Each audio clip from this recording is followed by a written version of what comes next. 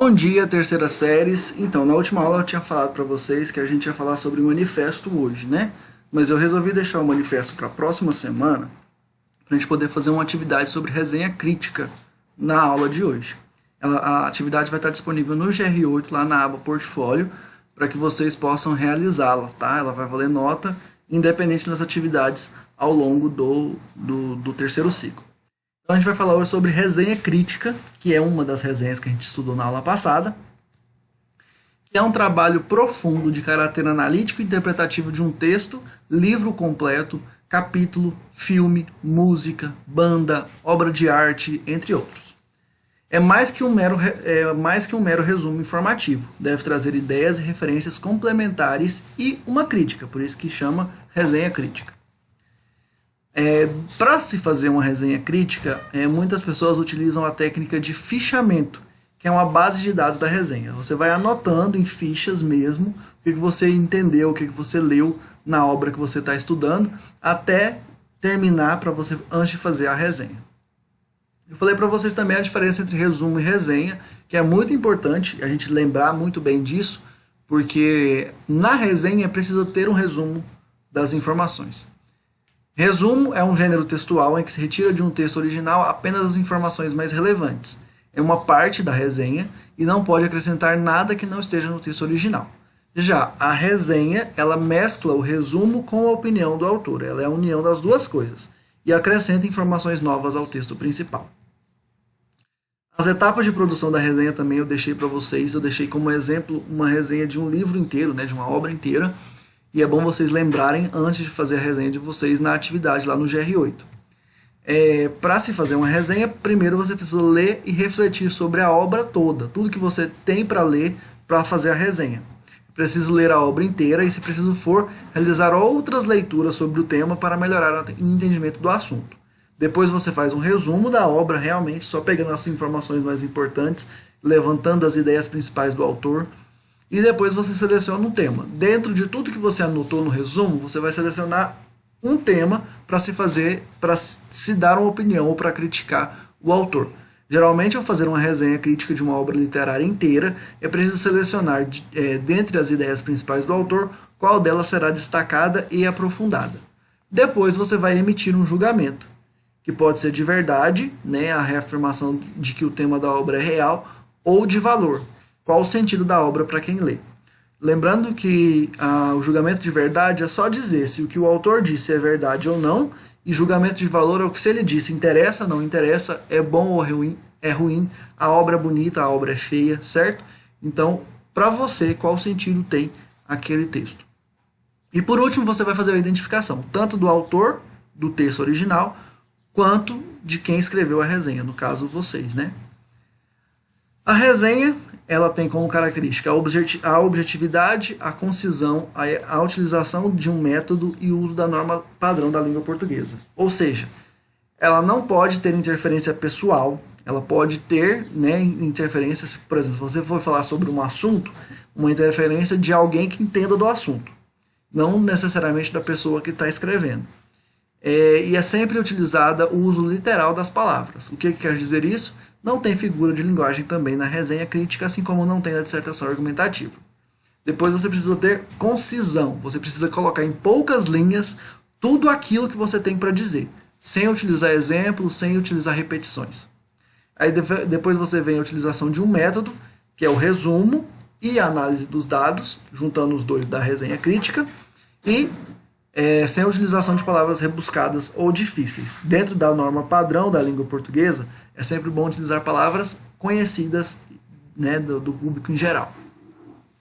A resenha crítica, por si só, ela tem natureza argumentativa, ou seja, possui introdução, desenvolvimento e conclusão, assim como a dissertação argumentativa.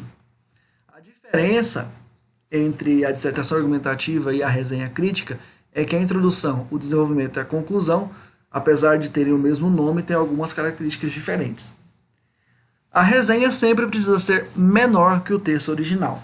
Por que isso? Você não pode acrescentar nada na resenha. Você pode acrescentar a sua opinião a respeito do tema sem se delongar demais. Ok? Primeira parte, introdução. Na introdução é preciso deixar claro qual é o objeto qual é o objeto analisado. O que você está analisando? Um texto, um livro, uma obra de arte, um filme? Tem que deixar claro o que você está analisando. Depois, é importante contextualizar qual tema tratado no objeto. É um texto sobre queimadas. Então, você tem que deixar claro que aquele texto está falando sobre queimadas. E é importante mostrar qual a relevância do assunto. Por que você está escrevendo essa resenha? Por que o seu leitor vai querer ler a sua resenha e não o texto original? Certo? Desenvolvimento. Pode-se desenvolver um breve resumo sobre as ideias principais levantadas no texto. É o que eu falei para vocês, que o resumo sempre vai estar inserido na resenha.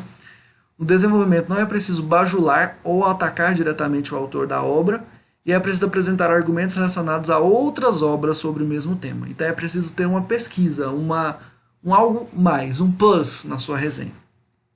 E a conclusão. O enfoque deverá ser sua opinião sobre a obra ou o assunto tratado de forma direta. Ou seja, você vai fazer uma resenha crítica sobre o autor, sobre o texto ou sobre o tema. É bom deixar claro na sua conclusão qual das três opções você utilizou. Se for sobre uma banda, sobre uma música, é bom deixar claro que você está criticando o cantor ou a música dele. No caso de vocês não tem que fazer uma resenha crítica sobre um texto. Eu deixei um texto para vocês vão fazer uma resenha crítica sobre o texto.